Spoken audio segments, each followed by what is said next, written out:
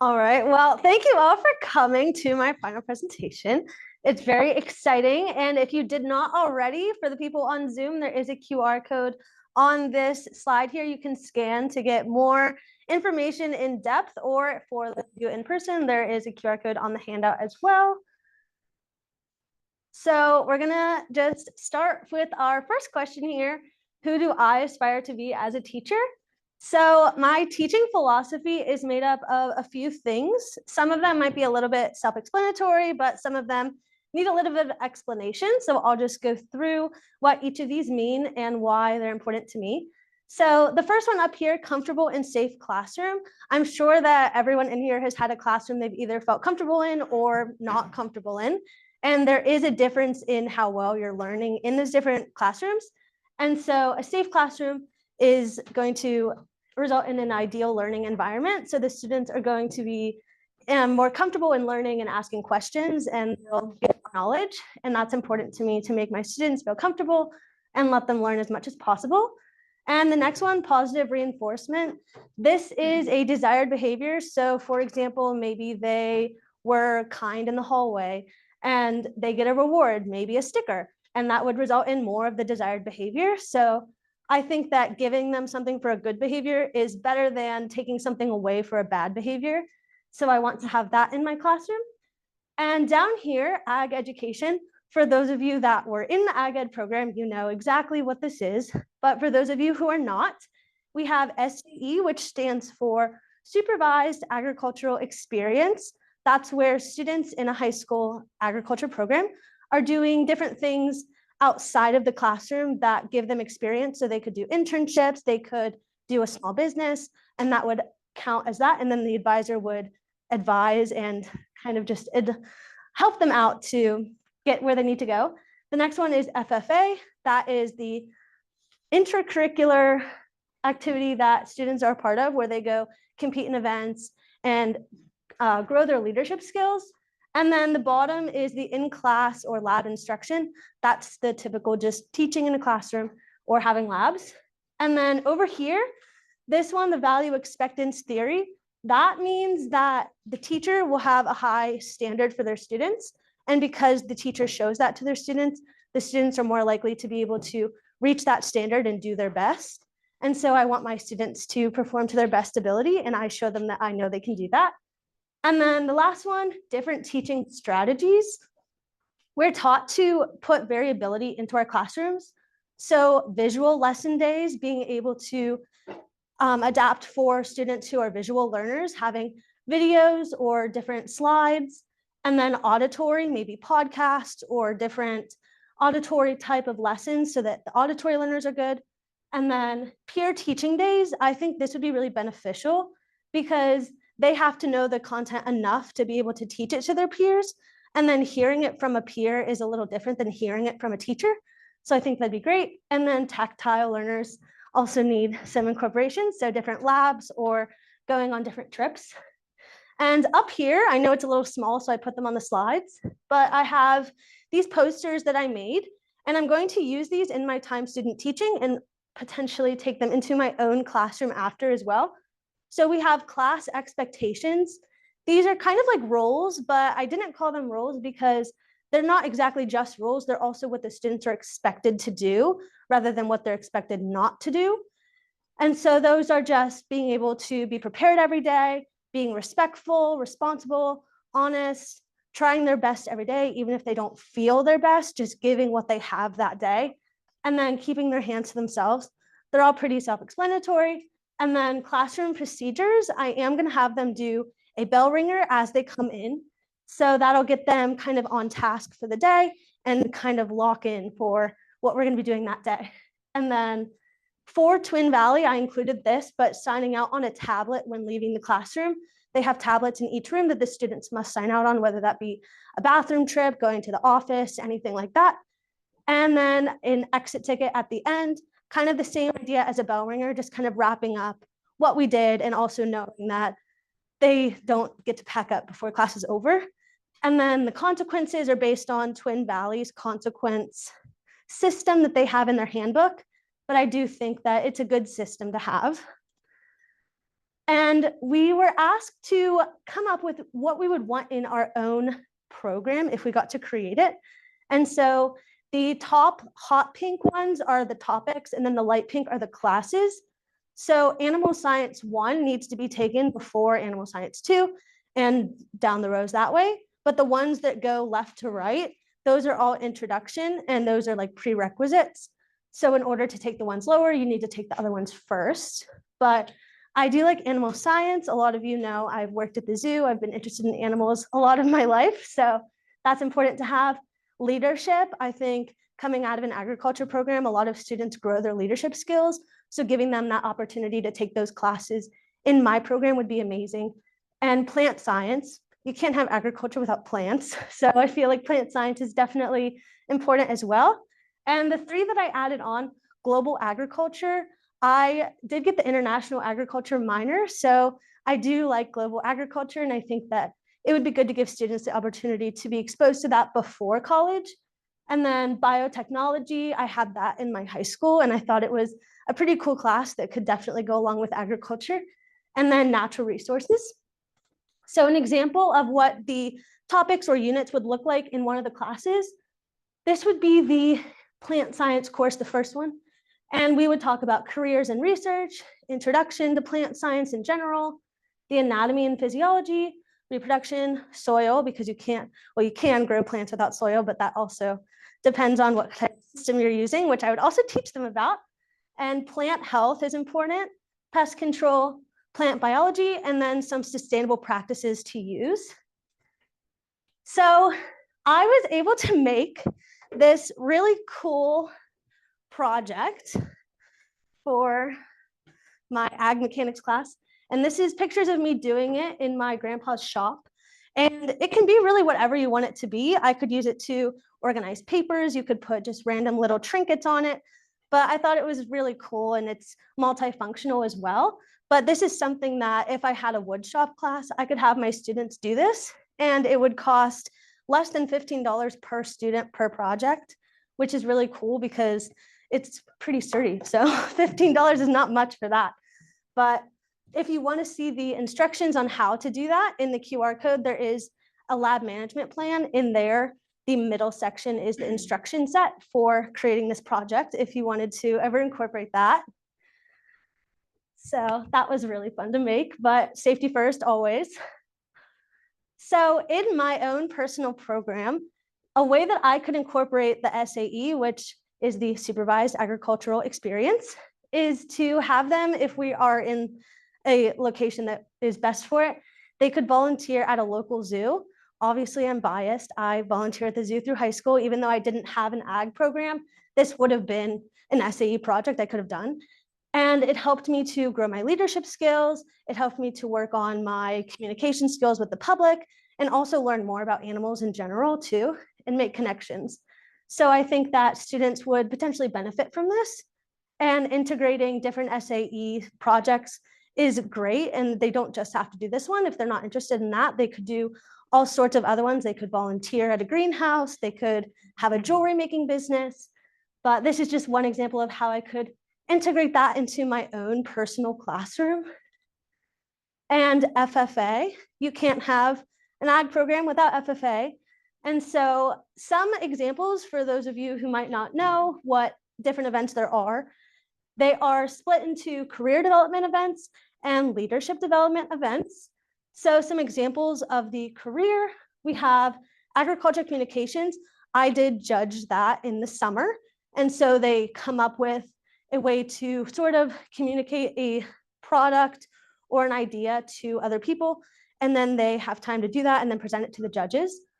And dairy evaluation and management, this would be good if students are thinking about going into the dairy field, and they could kind of decide if that's what they want to do. And if they're talented in that area, that's where they could shine. And floriculture, same idea. If they're interested, then they could use that event to sort of see, is that what I want to do or not? So leadership development events are more based on growing your leadership skills. So public speaking, talking about agriculture issues, and creed speaking. So those are all mostly based on speaking, because to be a leader, you have to be able to communicate. So those are super important. And I would integrate all of those. And if they wanted to do any of the different events, I would be happy to coach them in whatever they were interested in. So marketing programs, this is just an example I did for Twin Valley, but I would probably do the same sort of thing for my own program as well. But these are just little snippets. If you want to see the whole video, that is also under the QR code. It's 3 minutes and 16 seconds, so not too long, but it's just a fun little video I made going around Twin Valley Agriculture Department. I showed different facilities that they had. I had some students talk, and I showed there's a dairy farm that's right below Twin Valley High School, actually. So I showed that that is very close. And if you want to see it, you can, but I think it's awesome to make videos and include the students to show other students how awesome the program is. And for community engagement at Twin Valley, we are doing a unit called Agriculture Every Day in the class that I'm teaching called AFNR, which stands for Agriculture, Food, and Natural Resources. And so we would go to the Broadwing Farm, that's a local farm to their area. And this would be at the end of their unit to kind of tie everything together because they have livestock and plants, which they learned about in this unit. And it goes along with their agribusiness lesson as well about running a business, starting a business, and kind of maintaining that. And it just allows them to make their own connections firsthand, especially because it is in their own community. So the second question, what educational opportunities have I engaged in to become a better agricultural educator? So I've done a lot of things here at Penn State. I was here for 4 years. I took a lot of classes, and I picked out 3, kind of 4, but 2 of them are like the same. So the first one is, they're connected, yes.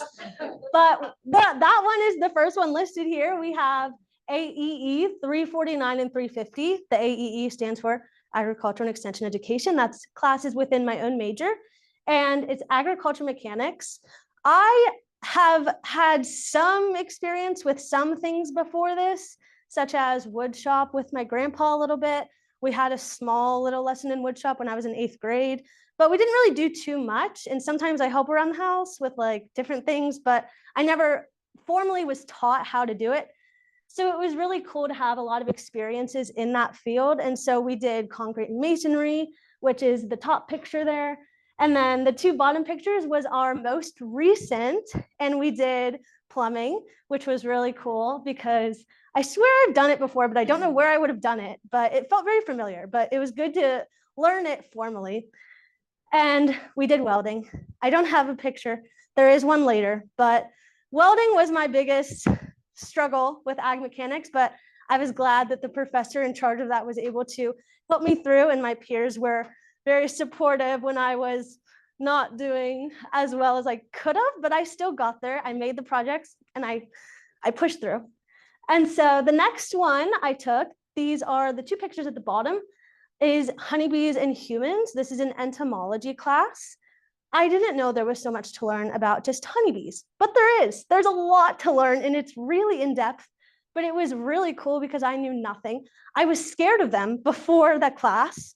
And in the 2nd or 3rd week of the class, that's when these photos are from, I held the honeycomb that had the bees on it because I was no longer scared, because I learned they're not going to do anything if you're not bothering them. And I felt okay. And so I was really happy to learn about that and also get that cool experience, because I don't have bees near my house, so I can't just hold a honeycomb anytime. And the last one I don't have photos from, but this is Deaf Cultures. It's a communication science disorder class.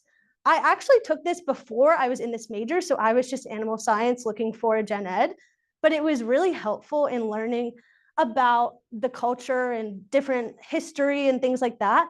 And then switching to this major, it was even more beneficial because now I know things that I wouldn't have known without that class. So it was really cool to sort of look into the history of that. Some minors, certificates, accreditations that I've gotten while I've been here. The most recent one I got was the Beef Quality Assurance Certification. Some of you know I love cows, so it's pretty cool to have a certification in something cow related. So that was awesome. And the American Red Cross First Aid CPR AED, me and my cohort actually did this together. So we all got it at the same time, which was pretty cool. And now I feel ready if something were to happen during my time teaching, I'm able to help out and I'm certified to do so. I'm not just pretending. And then National Safe Tractor and Machine Operator. I am allowed to teach you guys how to drive a tractor. Technically, I'm not going to, but I could. And Alpha Tau Alpha, that is the Honorary Society for Ag Education specifically. And I got in there because I was doing a good job. So I think that was a good little accomplishment for me. And then the International Agriculture Minor, I actually just finished up my senior seminar in that course / minor. And it was really cool to go along that journey. And I did not actually know I was going to get the minor until last spring. So I just had to add one class and I was there because I had enough interest in it throughout my time that it just happened to add up in the right way, which was awesome. And so I'm excited to have that on my resume. And we've done a lot of professional development. And there are some abbreviations up here, but I'll tell you what they mean. The first one is PAAE, that is Pennsylvania Association of Agricultural Educators. That was over the summer, and these two flowery pictures are from that event. And we were able to go to different workshops that were taught by other ag educators who were comfortable in one of the topics. This one was making floral arrangements. I had never made a floral arrangement, so it was really cool to kind of learn what goes into it, and also other workshops too. NAAE, same sort of idea, but National Association of Agricultural Educators. That was where I was just at recently. We went to San Antonio, and it was really cool to meet a lot of the other student teachers from across the country and also go to different workshops that were out of my comfort zone because I made it a point while I was there to push myself to learn about topics that I did not know about before. National Inquiry Institute, that one is the one that has some microgreens on it, the closest to the words. Me and one of my peers, Caleb, were able to teach this to different high schoolers that came in. That's Teach Ag Day. Teach Ag Day, we were able to teach students who came in about microgreens. So we paired up with some researchers that are specifically working in this field. They knew a lot about microgreens.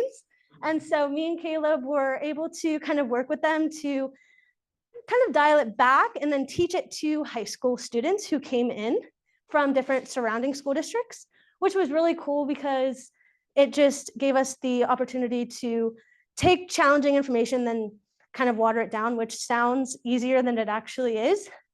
The Inquiry Institute actually was new and beginning teachers. We were able to go to the Pasto Ag Museum, which is just close to here.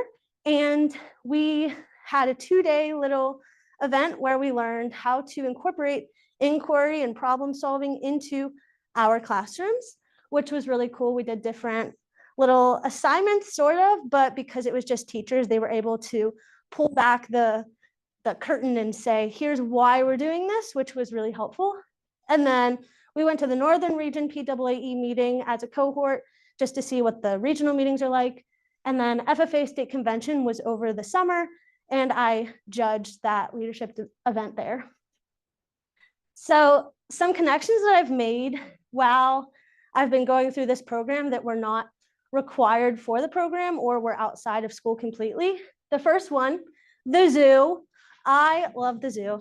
I think the zoo has taught me so much. I wasn't very good at talking to people. It made me less shy, and to be a teacher, you need to be able to talk to people. So I had that experience before because I've been doing it for 7 years. So that's a long time to kind of build up those skills.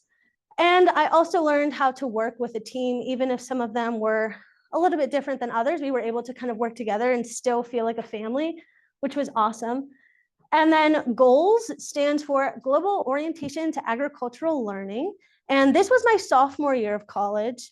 And we went to Iowa for the World Food Prize, which was really awesome. And we got to meet a lot of important people there. And this was right at the beginning of me being in this major. So it was all new to me. So I was getting a lot of information, but it was great.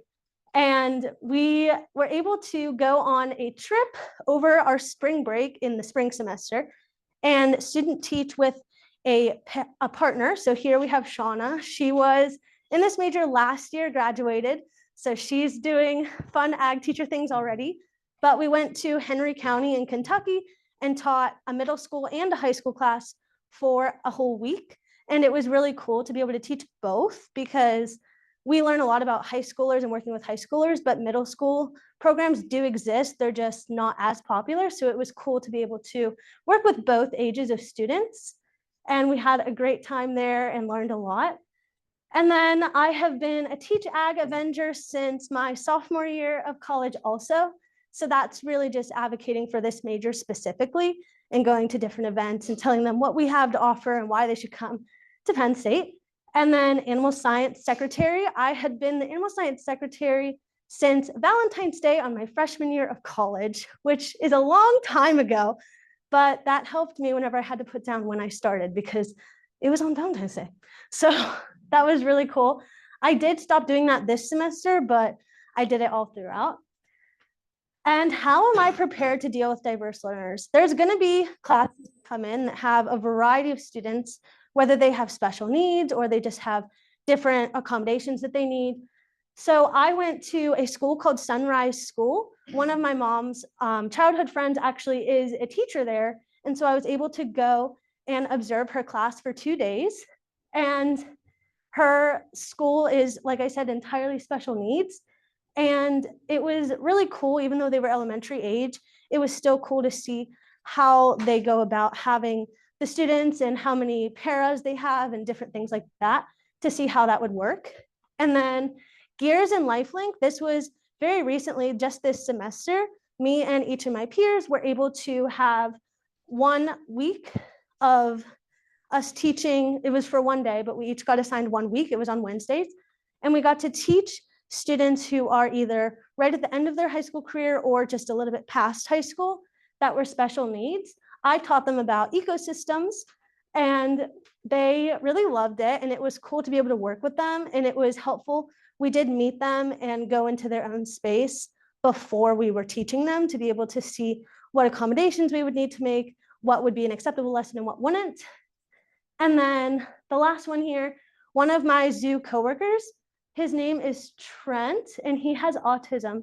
And I had worked with him at the zoo for 3 years, and he is the nicest kid ever. He loves teaching people about animals, but he's different than the rest of us. And we were able to kind of help him to be included, even if some people didn't want to help him. We were able to include him and give him tasks that fit what he was able to do. And it was really cool. And I think that'll help me in the future. So our third question here, how am I prepared to maximize my student teaching internship opportunity? So I'm going to Twin Valley. If you don't know where that is, that's kind of near Lancaster County. It's in Berks County technically, but it's like right on the border of there. So it's over the opposite way where I'm from, because I'm from Pittsburgh. But the 2 teachers there are Mrs. Weaver and Mr. Dietrich. Mrs. Weaver is the one that I'll be student teaching her classes, but Mr. Dietrich is also there and helping me along the way. So overall, in the entire ag department, they have AFNR, which is the Agriculture, Food, and Natural Resources, Plant Science, Agriculture Leadership / Global Agriculture, which I will be teaching, all 3 of those. And then the ones that I will not be teaching are Aquatics, Animal Science, Greenhouse, Nursery and Management, Veterinary Science, and the Natural Resources and Ecology. So they have a wide variety of classes for their students to choose from. There are not any agriculture mechanic classes, but I do think that I can work on that outside of my student teaching. So this is pushing myself enough because I didn't come from an ag program. So I'm excited. And they have amazing facilities. They have a greenhouse, which is going to be renovated very shortly. So that's exciting. 3 classrooms. One of them is Mrs. Weaver's, one of them is Mr. Dietrich's, and the third one is kind of just a student hangout. They have like Christmas string lights around the room. They have a couch, a rug, and it's kind of, if they need to take a break or do studying, they can go in there and just chill. And then an agriculture lab, that's kind of just a general lab area where they can go and do whatever sorts of labs they're doing if they need extra space outside of the classroom. And then the aquatics lab does have lots of fish. I am scared of fish, but not if they're in the tanks. So it's okay. But each student gets their own tank that they get to take care of. They get to choose what they put in it, what fish they have, and how they take care of it. And then at the end, they kind of see how they did. And then the animal lab, which I love animals, and they have bunnies and guinea pigs and lots of lizards, which I do like the reptiles now. That's something the zoo taught me. But something I hope to bring back to Twin Valley, they used to have an SAE show and tell, but once COVID came along, they did away with that. But I hope to bring that back while I'm there and give the students the opportunity to bring in something that showcases what they're working on, because students are proud of what they're doing. So I think giving them the chance to show that to their peers is a really great opportunity. And this is my little teaching schedule, sort of. These are just the units, not the lessons. That would be very overwhelming for you guys to look at. But I'll be teaching for 15 weeks. And I'll be teaching, like I said, the 3 classes. And the pink sections are the ones that I'm teaching by myself. The teal colors is just when I'm observing the teachers. And the purple parts are when me and Miss Weaver are kind of co-teaching and working together for those sections, just because of what's going on, or just like helping me to transition into having my own. So what will be going on while I'm there with their FFA program? They do a lot of different things that are not during school or at the school. So they do pet therapy every month at a local elderly home, and they take their animals from their animal lab to the people, and they kind of get to hang out with the animals for a little while. So it's a fun little opportunity that I can't wait to see them do. And then in February and April, they bake for the food pantry. During the other months, they don't bake, they do other things for that, but specifically baking in February and April, and then crafting at that same elderly home in February and April as well. And I love crafting, so I can't wait to help them with that. Some of my strengths are being creative. I love to sort of think outside the box and think how I can make something more fun or more engaging. And I think as a teacher, that's important to be able to do that, because if the students are bored, they're not going to like your class. And bringing my own style or outlook into everything I do. I like wearing what I like wearing, and I'm wearing the same thing, and it's a little crazy, but it's fine because I love it. And that was at the national conference that we went to just recently, and I got more compliments on this outfit than I have ever gotten ever. And so I love it. And then I am determined, if there's something I want to do, I'm going to do what I need to do to get to that end goal. And I'm fun and lighthearted. I have a little selfie with a wallaby named Zip down there. That's so fun, so cool. I love it. So I think those are my strengths. Some of my growth goals are learning more agriculture content. As I said, I did have time here to learn about agriculture content, but I was also learning how to be a teacher. So I want to grow my knowledge in the different topics, and being more comfortable with ag mechanics. As I said before, I can work on this outside of student teaching, so I won't be doing that during student teaching, but I do plan on working on my skills in that area. And classroom management, I need to be able to tell the kids what they're doing is wrong if they're doing something wrong. Instead of just turning my head and ignoring it, I need to say, hey, that's not acceptable, and be more comfortable in doing that and knowing that I am the adult in the room, because sometimes it doesn't feel that way, but I will be. And then stepping outside of my comfort zone, not even just with ag mechanics, just in general. I've started working towards this already during the national conference. I signed up for workshops that were not what I typically would go to, and I learned a lot. So it was a positive outcome for trying. So I'm going to keep trying. And this was welding, me with the goggles. It was good. And what will I contribute to the Teach Ag PSU family? An outlook on agriculture education that is not based on my own experiences in an ag program, but more what we're taught is right, and then going from there. Creative outlooks, like I said, on making the lessons more engaging. I think that is something that I'm pretty good at and I can contribute. Hopefully, I would love to teach elementary schoolers about agriculture, about farms, plants, food, just so that 1, they're more informed, and 2, they're more likely to continue that throughout their education as well. And lastly, color. I love the color pink, and I know Dr. Foster also loves the color pink. on all of my stuff. He loves it. So I think I can contribute that. So that was my final presentation. And now we're going to move on to questions.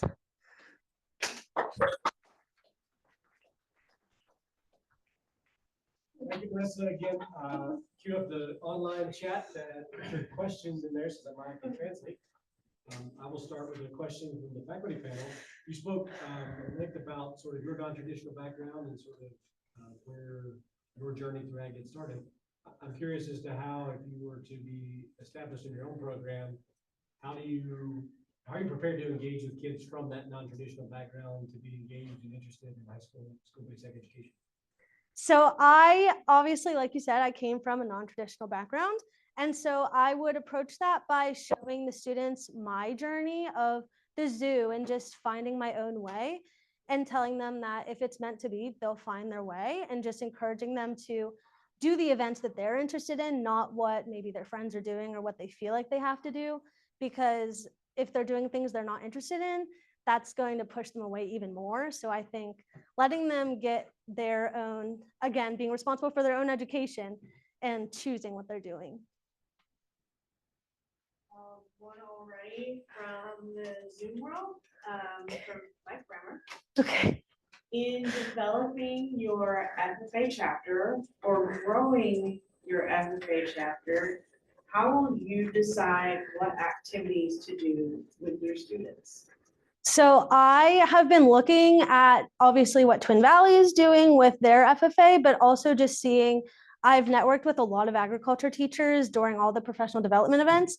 So I would definitely reach out and see what other FFA chapters are doing and having those events happen if I feel like those are fitting for our area, because you also have to teach to the context of the community. So if something doesn't make sense for wherever my program is, I'm not going to incorporate that, but definitely using my resources and the people around me to determine what we're going to do. And then if the students don't like it, we'll try something else. Marissa, thank you for your presentation. I enjoyed it, despite the pink. You mentioned in your ideal program that you would have a global agriculture course. Naturally, that sparked my interest. I would like for you to speak about why you chose, as a program builder, to have a separate global agriculture course as opposed to integrating global agriculture content across the specific other courses in your program. So I did think about that because I was debating on just incorporating that into other classes or making it separate. I decided to make it separate because I have had multiple classes in international agriculture, and not much of it has been very repetitive, and college classes are a lot more vigorous and quick moving. And I feel like if I have the global agriculture class, we could cover a lot of different topics in that class, and that could potentially encourage them to move on to the other classes that are more specific, depending on what their interest is in that class, which is why it does not require anything before it, because they could take that whenever and then either decide to take more classes or just take away what they learned from the global agriculture class to help themselves in their own lives to be more aware and more globally competent. Thank you. And another question from the Zoom world from Jacob Lucas. What are you looking forward to most in this part of your teaching career? So I'm looking forward to making connections with the students I'm student teaching at their school.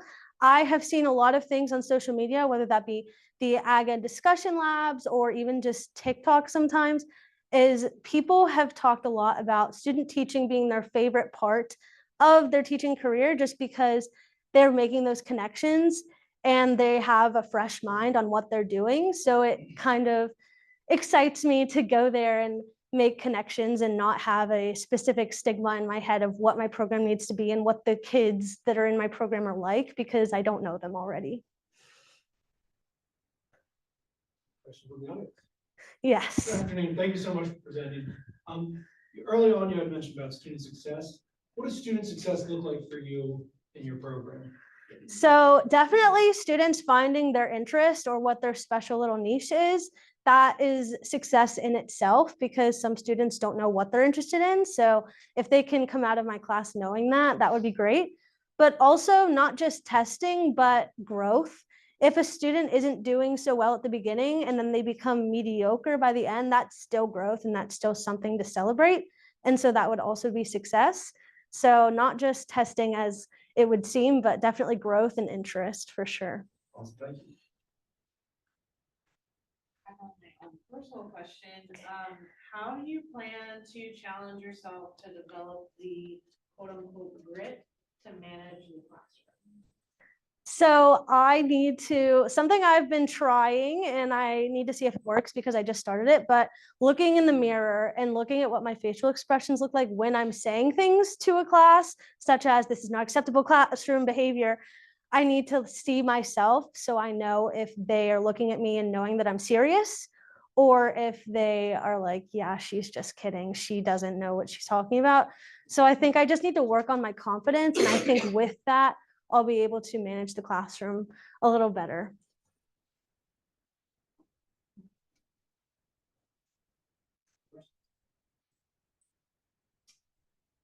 FFA, career development events and leadership development events in the relationship.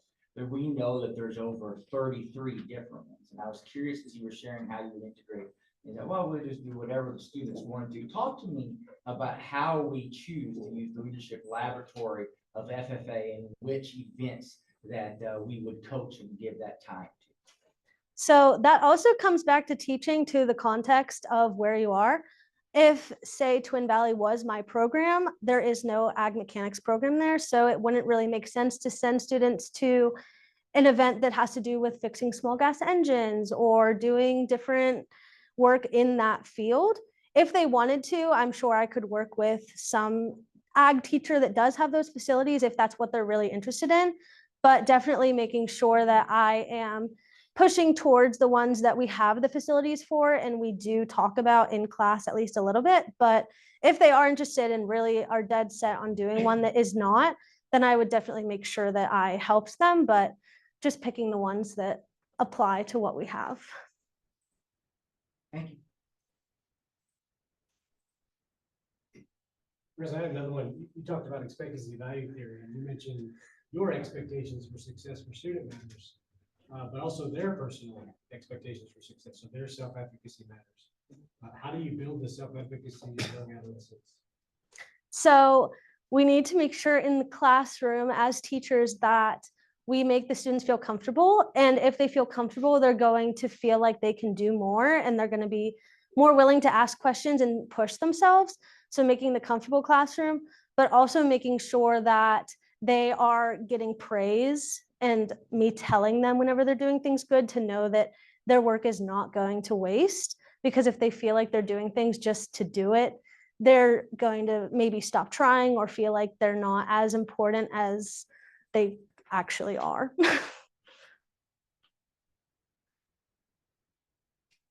Last questions for Marissa. You mentioned at the very beginning on your pedagogy that you use peer teaching. I thought that was interesting as you were sharing your teaching philosophy. How do you ensure that what the peers are teaching peers is accurate, quality information? So if I was doing peer teaching, that would be a once per year or semester sort of assignment. And leading up to it, I would make sure that I work with whichever student is going and making sure that they have the right information and they feel comfortable telling their peers what it is. And they also would have the opportunity to pick from different topics as well. So they could teach something that they're interested in, because then they're going to feel like it has more meaning than if I told them go teach about plants, but they don't care about plants. So I think just making sure that I meet with them and just fact check before they're presenting this information, and also giving them the choice to do something that they already know a bit about. I am going to ask one question. I'm sorry. So, Marissa, do grades matter or does learning matter? And what's the difference? I think both matter, because in my classroom, I would say, as I had mentioned as one of the other answers, that it is important for students to grow and have their own journey of growth. And if that means they don't have as good of a grade, that's okay. But in different situations like college and GPA and graduating, grades do matter. So I think that they both matter just in different ways, but I don't think that we should harp on just the grades because that's what makes students anxious and not want to be in school. Can you help me in congratulating Marissa?